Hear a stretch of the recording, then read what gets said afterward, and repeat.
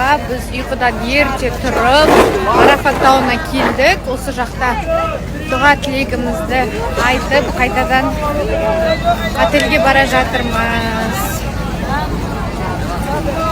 Ассалаумалейкум. Адам деген көп, бүкіл жерде.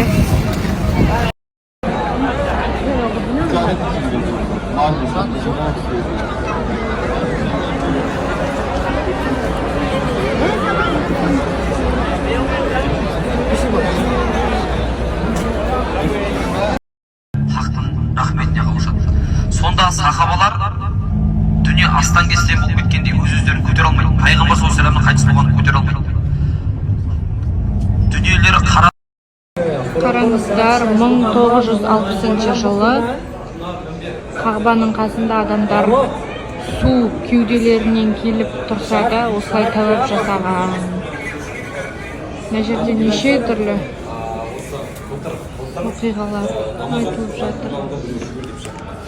Соған байланысты қазір мынаның алдында құтбаны намаз алтын болған жері ол қымбат жүреді. Мынаған 200 килограмм алтын қосылады.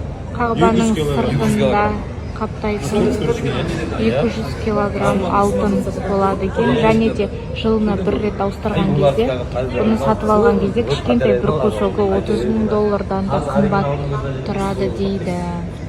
Бірақ әр ауыстырған сайын сыртын әр мемлекеттерге сыйға тартады, немесе лауазымды адамдарға береді, кейбіреулері сатып алады екен.